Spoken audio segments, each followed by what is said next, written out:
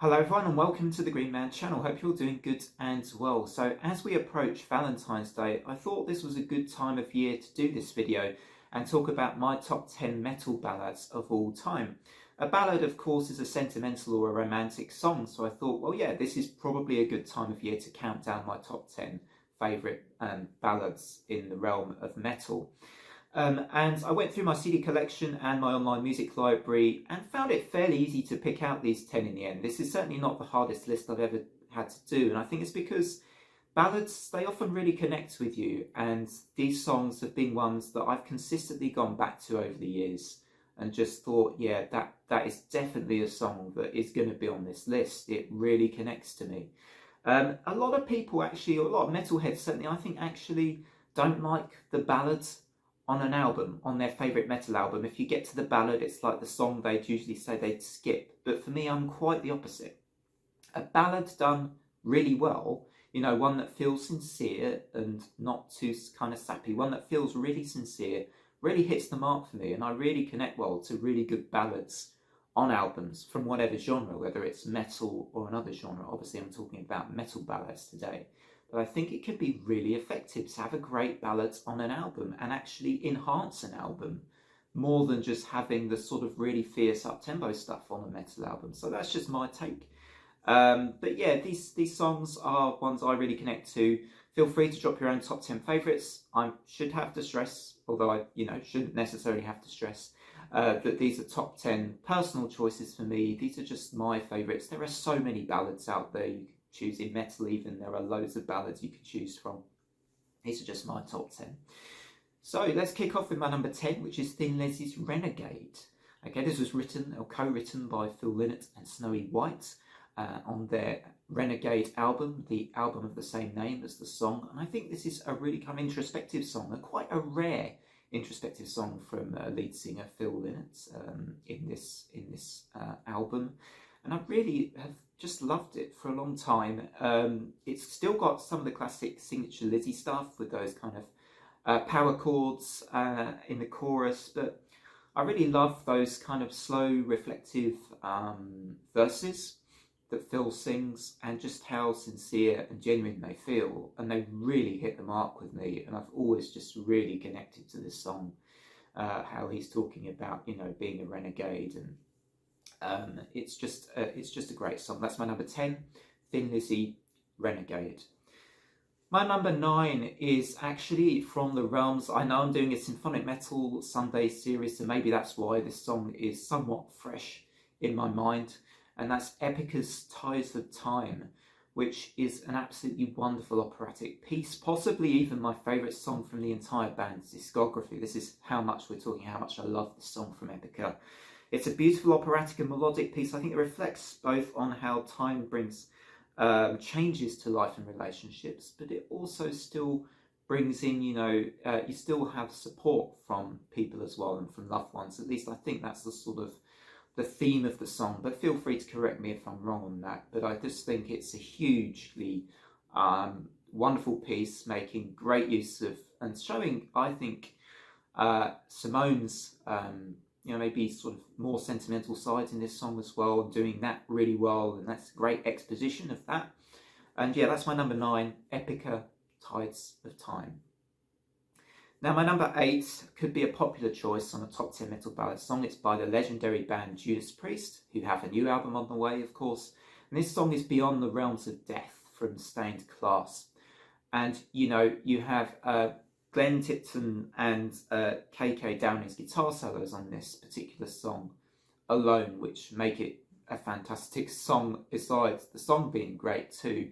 And both solos are slightly different, but I think they really do complement each other really well in this song. And I love that main guitar riff. Obviously Rob sounds incredible on this track as well, and it's just all round an absolutely stunning metal ballad that had to be on my top 10. A little surprised it's not quite higher up, but interestingly I don't quite go back to this song as much as I thought I might have done over the years. But it's still an incredible track from Judas Priest. Beyond the Realms of Death by Judas Priest is my number 8. My number 7 is Whitesnake, Looking for Love, a song from the 1987 album, although I think it's only on the European version of the album as I understand it, which is the album I've always had. I've always had the European version and never realised that this song wasn't on I think the American release. So that's always kind of surprised me. But this was written by David Coverdale and John Sykes. And sort of looking back now, and when you read out the lyrics to this song, it's kind of a little bit cheesy, you know, when he sings, "The love of a woman, the needs of a man. I tried so hard to believe, but I don't understand." It's kind of a little bit on the cringe side, but it's a great song. And I particularly love it when it gets towards the end and he's really singing "To Rescue the State of My Heart," and it's just really dramatic. But the song is just, this guitar solo is just fantastic at the end of the song, and I love the way it really leaves a lasting impact to this track for me, even though, as I say, the lyrics are a little bit, won't be for everyone maybe, but I really, really dig that particular track. I think it's a great song. I maybe even prefer it to "Is This Love," which was the really kind of popular song and ballads from that 1987 album. Number 6, another song that I really connect to and that means a lot to me, is "The End of Heartache" by Killswitch Engage from their third album, 2004, the album of the same name. I mean, Howard Jones just sounds absolutely enormous in this song with his vocals. And it's just a huge vocal performance from him. I love the breakdown after that second chorus in this track as well, with the heavy groove, and it's just a really hard-hitting Killswitch Engage track that, as I say, it means a lot to me because I've been back to it loads, and I remember it was on the Resident Evil Apocalypse soundtrack as well. So just a little bit of trivia there for you too, whatever you think of that film. And yeah, it's a truly great song from a genuinely great album from Killswitch as well. I mean, their early albums are pretty unbeatable.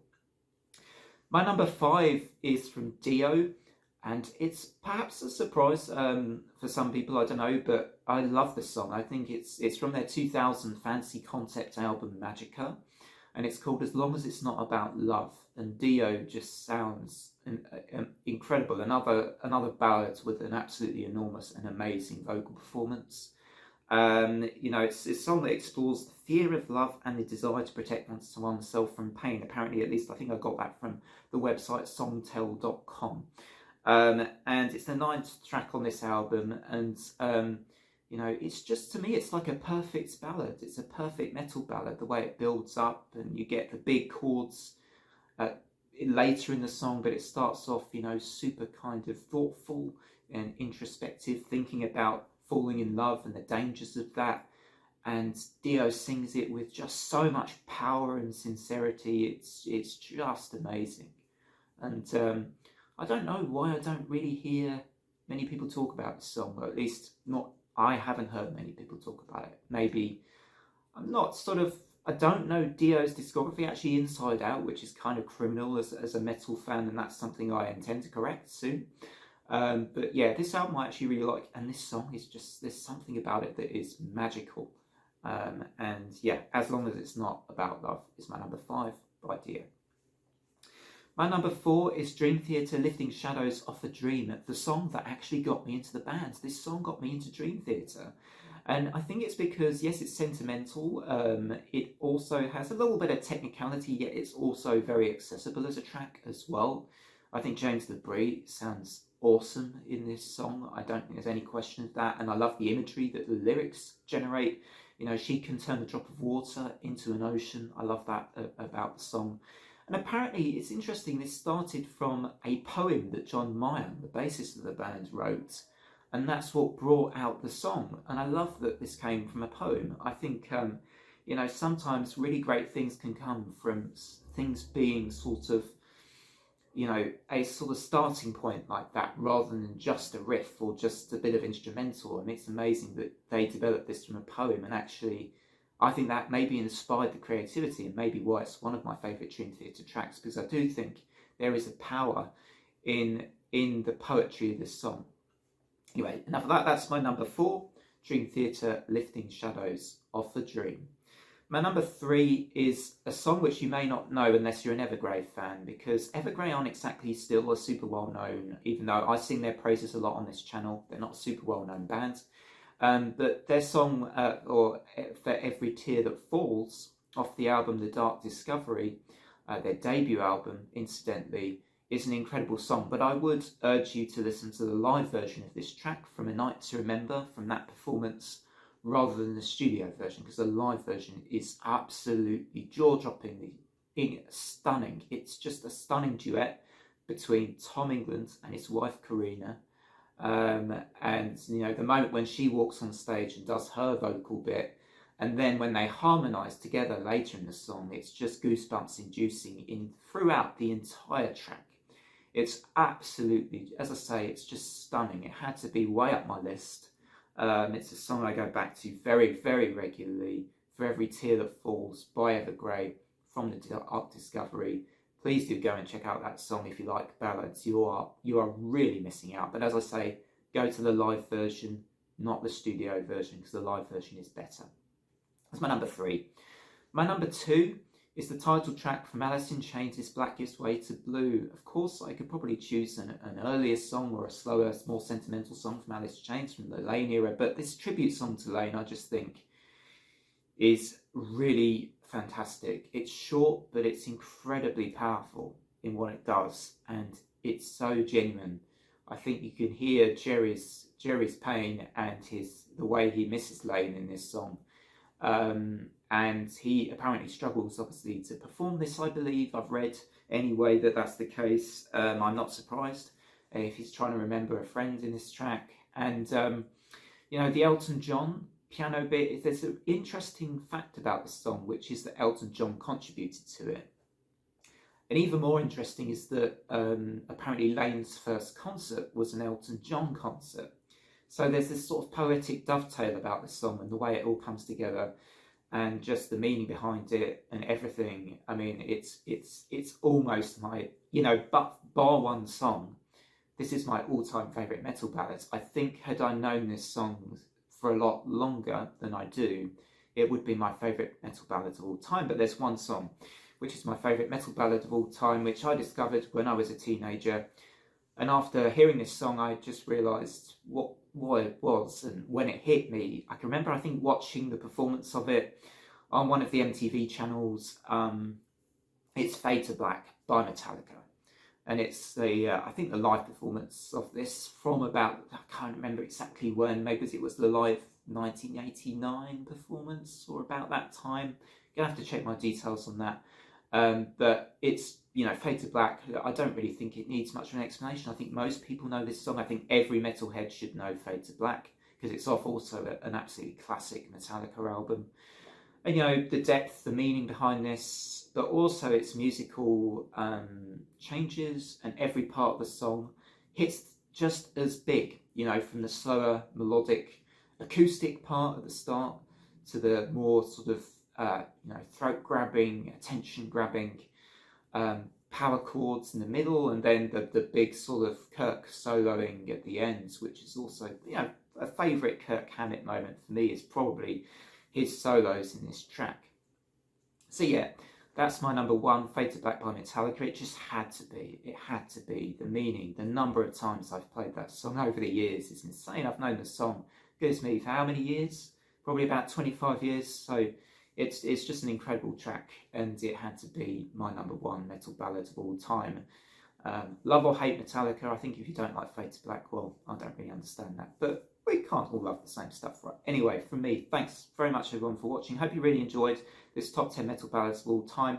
I'm not sure if by the time this video goes up I may have reached 500, maybe not, but do drop a like and a sub, because I'm trying to get to 500 at this point in time, at the point of recording this video. I'd be extremely grateful for the support, because it's a milestone which would be really great to get to. So thanks again everyone for watching. Until next time, bye for now.